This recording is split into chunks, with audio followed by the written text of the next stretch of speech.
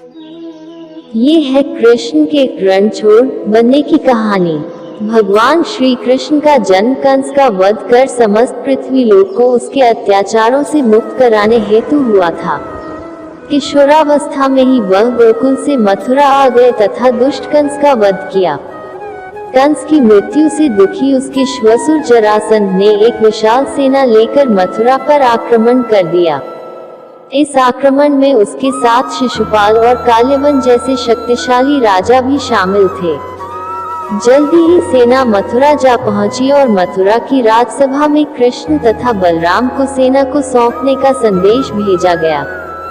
इस युद्ध को टालने तथा मथुरा के निर्दोष नागरिकों को बचाने के लिए कृष्ण ने रातों रात वहां से सैकड़ों किलोमीटर दूर समुद्र में एक नई नगरी द्वारिका का निर्माण करवाया।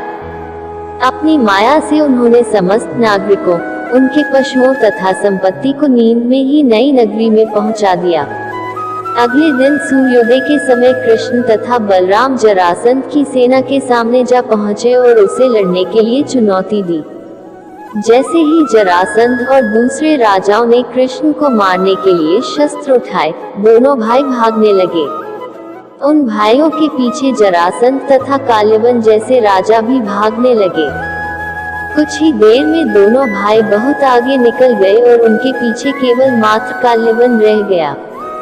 उसे देवताओं ने वरदान दिया था कि उसकी हत्या किसी अस्त्र या शस्त्र से नहीं होगी। ऐसे में वह निर्भीक था और लगातार कृष्ण का पीछा करते करते एक गुफा में जा पहुंचा। गुफा में राजा मुच्चुकुंद सो रहे थे, जिन्हें इंद्रदेव ने वरदान दिया था कि जो भी उन्हें उठाएगा वह उनके देखते ही जलकर भस्म हो जाएगा। वहां पहुंचकर कृष्ण ने सोए हुए मुच्चुकुंद पर अपना पीताम्बर डाल दिया और स्वयं छिप गए। काल्यवन भी वहां जा पहुंचा और सोए हुए राजा मुच्चुकुंद पर पीताम्बर देख उन्हें ही कृष्ण समझ बैठा। उसने मुच्चुकुंद को उठाने के लिए लात मारी, जिसके कारण उनकी निद्रा खुल गई और उनके देखते ही काल्यवन वहीं पर जलकर भस्म हो गया। तत्पश्चात कृष्ण ने राजा मुच्चुकुंद को अपने चतुर्भुज स्वरूप में दर्शन दिए और उन्हें मोक्ष पाने का वरदान दिया। वहीं दूसरी ओर जरासंध और बाकी राजा पूरी तरह से खाली मथुरा देखकर वापस लौट गए।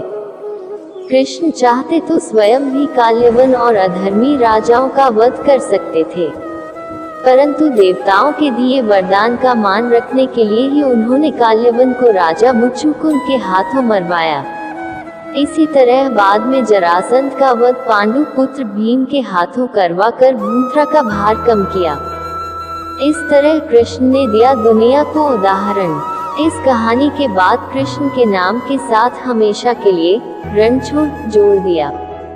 कृष्ण की इस कहानी से सीख मिलती है कि अनावश्यक ताकत का प्रदर्शन नहीं कर बुद्धिबल से काम लेना चाहिए। इस तरह हम अपनी शक्ति को खर्च होने से रोक सकते हैं और बड़े से बड़े संकट का भी सामना कर सकते हैं।